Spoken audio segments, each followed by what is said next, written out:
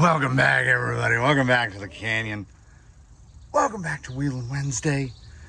The wheels once again. Man, what a champ. You know, that had occurred to me very recently. Here's an absent-minded thought. Wheels, plural, but like pants, right? So, like pair of pants. So, is the wheels or are the wheels? Because there's two, but it's one. Do you know what I'm saying? So I don't know. I don't want to misrefer to the wheels. Oh, once again, we're hitting Daphne's line with what has felt to me to be a bit of a spiritual successor to Daphne. Not that she's dead, just that Daphne is kind of inarguably one of the OGs of the canyon. And this line right here, this part of this obstacle, which she's making look relatively easy, Daphne's line at Drybone Valley was certainly the first line that not area, but it was the first line that got a name, because Daphne at that time, Daphne's line looked very different. The canyon looked very different. Drybone Valley looked very different. So Drybone Valley, so a little history for you. Drybone Valley was the first obstacle that was constructed here. It originally, what is underneath this is just all the scrap and the junk and dirty bricks and broken cinder blocks and whatever it took to build this thing up. And then it's like sedimentary deposition. Drybone Valley has a geologic history unrivaled by anyone here. This guy over here, Undertaker, is close, but Drybone Valley went through many permutations and variations and was an almost fully constructed obstacle before that. People keep telling me the name of it, the ring that a manhole goes into. That's what that is. And it's about a 3 foot long section of one. I've seen ones that are like 8 feet long, 10 feet long. Vault tunnel, vault access, vault cover. I don't know. This one only happens to be about 3 feet long, and as such probably only weighs about 400 pounds. So it is up above ground level. We're getting a little bit of a history of Daphne's line. It is up above ground level because I rolled it into place with what's called a California bar, which is a big, like 6 foot long breaker bar that weighs like 25 pounds.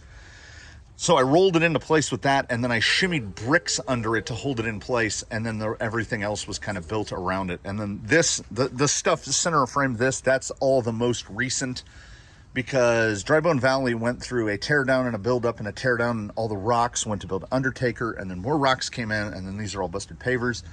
And Daphne's line has persevered. It became too easy at one point, and people were getting over it too easily. And like right now, that passenger rear right there, most rig, if you don't know the line, which is why I discount myself and the members of the Canyon fleet from anything that might be considered competitive. We didn't just build the lines, we built the lines. The rigs that are on these lines are the rigs that tested the lines when they were built. So Daphne's line, the original, at Drybone Valley, is one of those super deceptive ones where it looks super easy, but there's a little shadow right there. There's a little shadow right there. And if your tire gets half an inch too far to one side, all right, Toothless can volunteer. He's our guy on the day. So you'd be coming at this and you wouldn't think, oh, I need to fence climb this. So you'd come a little too far this way, and you can get to a spot and you're like, oh, I got this. And then that happens. So the dodge of that is certainly not instinctual. That is a learned behavior. We've run this line many times. Does he have the gumption? Does he have the wherewithal to get more fence? Power it out? It's rougher than it looks. And that's sort of my I don't know if it's my intention, but it is my hoped result that when I'm constructing an obstacle, I think the best ones are the ones that look easy but aren't. Like there's you gotta hit it just right, and that's what I like. Now Daphne's other, for those who don't know, Daphne, the TRX for Sport, who, I mean, she is and she isn't. She has 3 lines that bear her name, which we called Daphne's line was over there. This is Daphne's other line, and in a minute we're going to be going over to Daphne's other line, or as it just has been called, Daphne's third, because Daphne's third, Jake has a side, Daphne has a side, because Jake does one side really well, Daphne does another side really well. There have been a number of rigs that can't pass it on Daphne's side at all. Argentum the Phoenix took a tremendous amount of work to get to the point where he could pass Daphne's third on Daphne's side. It's what I call a portal line, and that's, I think, why this also bears Daphne's name, because that hang right there, which we power through, is much more easily accessible via portals, because again, we come down to shadows. This little fella right here, if you're not portaled and you're not running a big tire, you're gonna hang something on that. You're gonna get a skid on that, you're gonna get a link on that. Most likely you're gonna get your rear pumpkin, your rear differential stuck on it. This is knobby and craggy and mean, and Daphne's line does not look particularly difficult, and I think this leans into the capability of Toothless as a rig, in spite of what he is in essence, which is a raw builder's kit and some Amazon parts. He makes that look fairly easy. Now, I'm not tooting a horn, I'm not back patting, I'm just saying I've done that. I've done this, you go here and you come around and you go up that. To say I've done it 1,000 times would be a gross underestimate. And before it, here's a little more history. Before it got fill in here, this was just dirt. We actually, this got made easier, because if you hung your rear tires under here, you're done. It was like you threw an anchor down. So much as this, as of yet unnamed little canal here, used to be dirt, I'm starting to fill in the dirt parts just for the process, for sake of repeatability and durability, because when we hit these things, we want to hit them with some uniformity.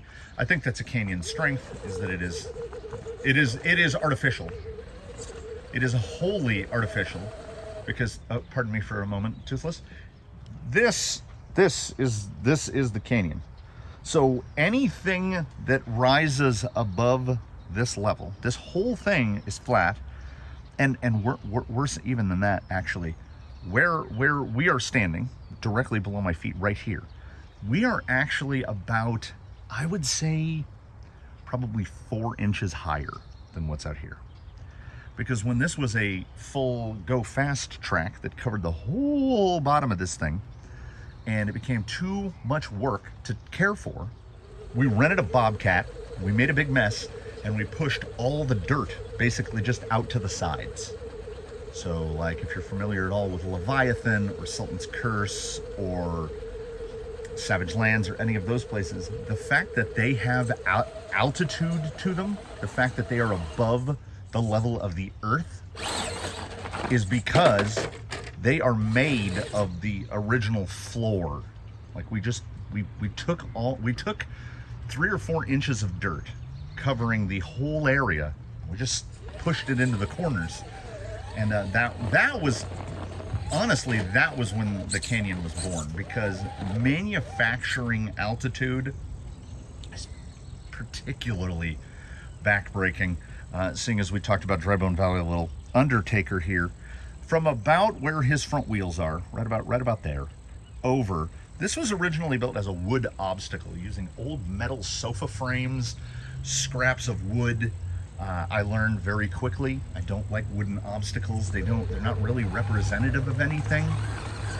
So when I got into building, when I got into proper obstacle fabrication, I was like, we're just going to keep going over it until it's something that I want. Now, this over here was one of the very first spots I put concrete down.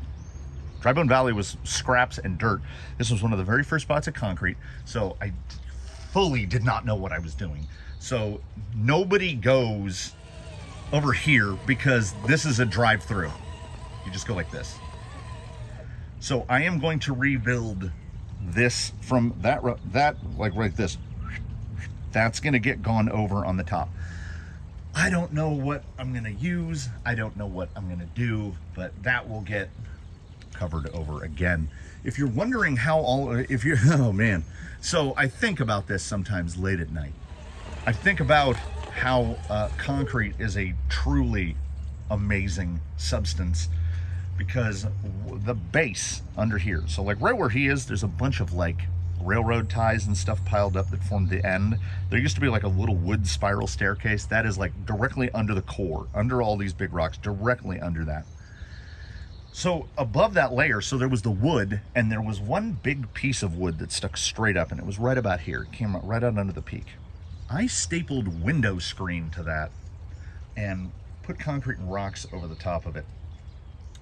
I walk on top of this all the time, and fully understanding there are massive air gaps under that. You can see a little piece of wood right here.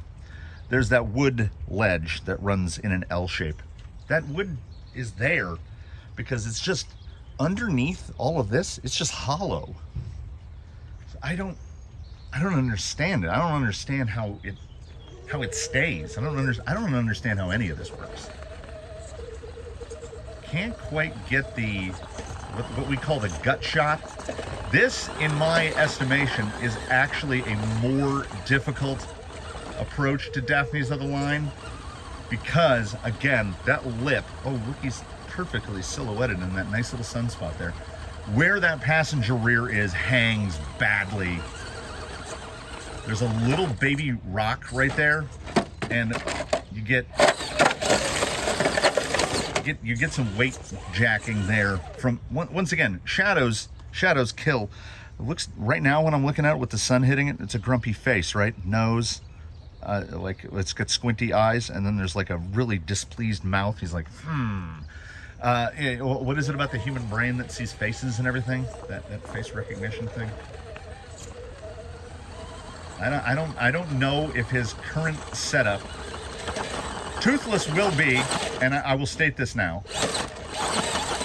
once I obtain more, and I love to say it, reticulated polyurethane, Toothless will be the first recipient of the double bun, the first set of double bun V2s. Because the only double bun V2 we have now is what I consider to be the prototype. It's in those Jetco Conquerors. I desperately want to see it in the Canyon favorites like Canyon Trails, Deep Woods. It would help the footage, Toothless, if you were able to pull the gut shot.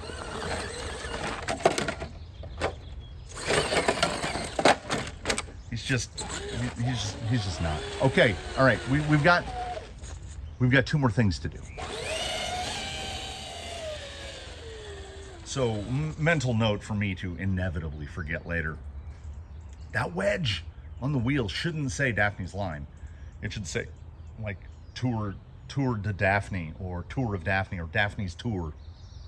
Because she's got 3 lines. This one here at dead limit is her line. We'll go straight into the most difficult part. Now you can see there's a little darkness. We're in a shadow, but this little zip, and there's that rock. And the objective is to go straight over and in between this notch without getting shuttled to the right. Now for rigs, well, okay, so we'll make it look a little easier. This is Jake's side, because you can kind of push around, and we got a belly hang. I thought I could make it look easier. Maybe a little more this way. Yeah. So that's Jake's. It's easier. There's a big chunk of vert right there. We need the sun to rise just a little more. A little too much shadow here in the early morning hours. Now this is Daphne's third. Try to get along here. Try to get, it's the passenger rear is the key, because we're trying to pull that up and we're trying to use the front end to position. There we go. Very well done, my young friend. Toothless is a goer. Yeah,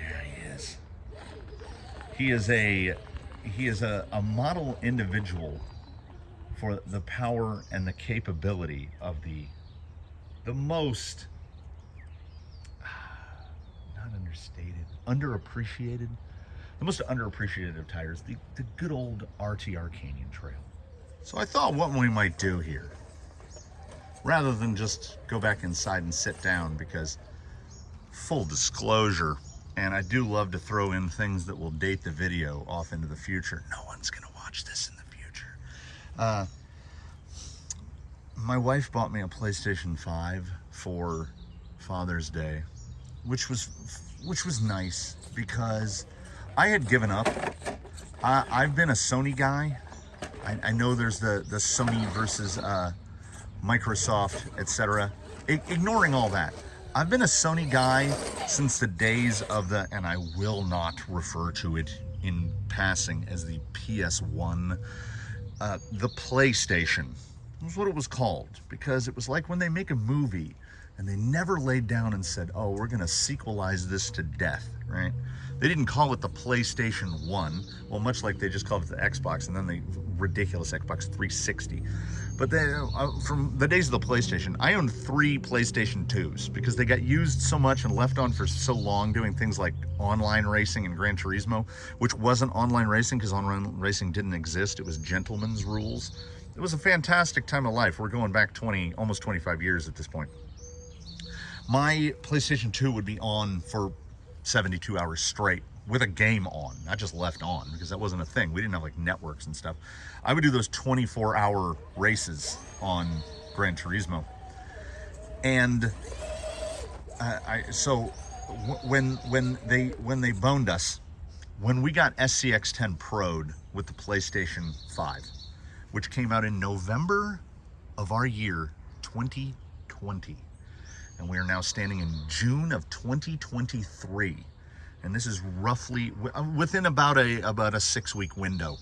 This was when you could actually go to a store, say, I would like to buy a PlayStation 5, please, and they would hand one to you. Almost 3 years, over 2.5 years to get a console, which is, so I had given up long ago.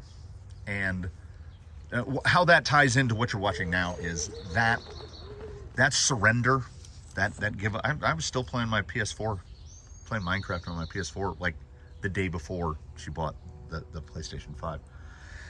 So where that comes in, like, so when I waited, I canceled my SCX10 Pro 17 weeks after I had pre-ordered it.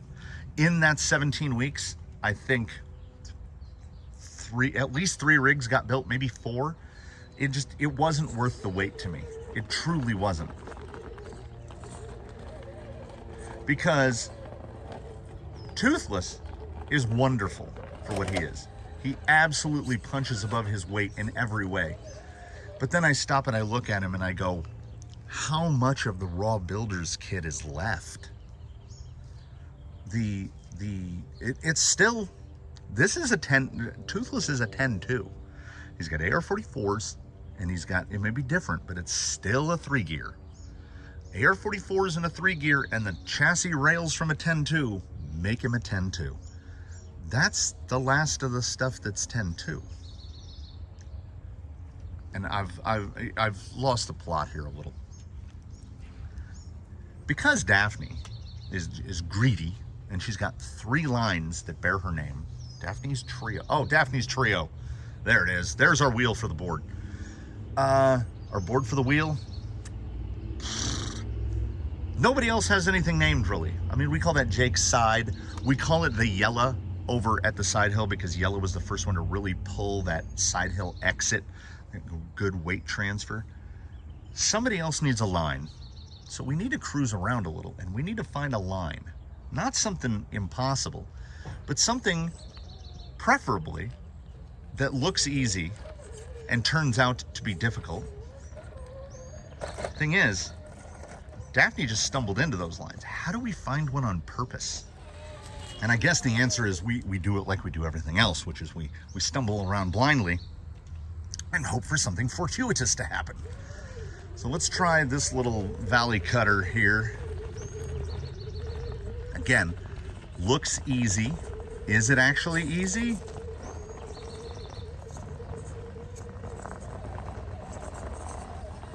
Well, it's certainly, oh, that little rear entry there. Oh. Yeah, you can see the scrub on the side of that tire from getting up in. Okay, we might need a little attitude adjustment on the entry. Yeah, see, this is my kind of line, because what does that look like? It's just a chute. You just go straight up that, right? No problem. That little top section above that, is that a leaf? I hope that's a leaf. Right above that, you get into a little wall section. Let's try a little more cut, a little more right cut. Let's see if we can get up there. Ooh, that puts that rear into a spot. Oh, I like that. Yeah, that's nice. Okay, but he didn't make it look, uh-oh. I think this is a perfect, this is the exclamation point on he didn't make it look effortless. While Daphne exhibits grace and beauty, now he did have to find it. So let's go at something a little worser. He's got this real, his ability is kind of in the oblique. Kind of want to get him at like a 30-degree angle to stuff. Oh, now see, he had certainly more trouble on that other straight cut there. This isn't flint, this is me positioning. I'm trying to hook it around right without that rear. If that rear wheel gets any lower, we're not getting out. Like that. Yeah, we're screwed. All right, this, I'm gonna stick with this here. This shows great promise. I don't know, I couldn't tell. When we got up to the top, did I need to hook right or hook left? That little, he gets that little slithery attitude, little Jake the Snake action there. I'm loving that shadow. I mean, just shot framing wise, that's a better look. Okay, that's too wide. That's too wide, my son. Or is it? Get that axle clear. I want you to oh. I don't know. That's ambitious, dude. On that ledge. Get that oblique into it. Oh! He's right back at it. He's right back at it. He's not a quitter. We're not quitters. Okay, the bump on. All right. Ooh. All right. It's that, now we're driver rear compromised.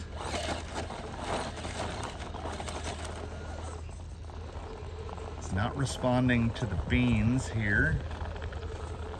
Okay, need to crab it more. Nope. Okay, dude. No, you can't. There you go. That lip is deceptively bad. I think I might have done him in there. I let off. Yeah. Oh. Keep it down. Keep it down. Keep it down. Oh. Other people might be able to do that a little better. I don't know, but I feel like we give him that one. I feel like I don't know what we call it. For now, it's toothless.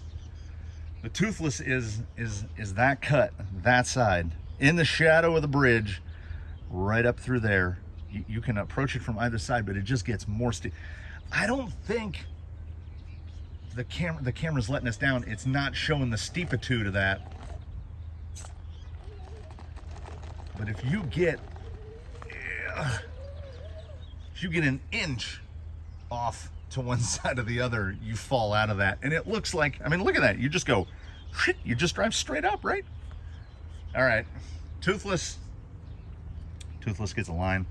We're gonna have to find out a way to demarcate these somehow. Do I need to fabricate? Do I need to think up some kind of smaller canyon signs, like trailhead signs, but they need to be durable? I guess I could still do acrylic. I don't know. What do people want to see? Did Toothless earn his line? Did he earn this line? Because he, you know, like I say, I've hit Daphne's line over 1,000 times. He pulled that. If you can pull it pretty quick, you've never tried that before, he definitely did better over there than he did over there. Well, you know, comment below.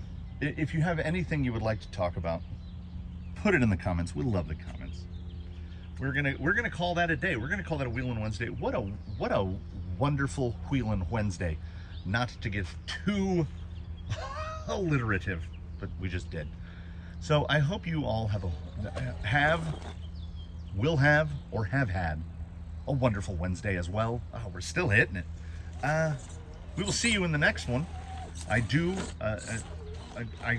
don't insist, but I do hope that you comment below, etc., etc. We'll see you all in the next one. In between now and when we meet again, please, one and all, do your very best. Have a good one, everybody. We're gonna go, you know, it's not hot, but it's hot. So, we bid you adieu from another installment of Wheelin Wednesday here at the canyon. Come back and see us. You hear?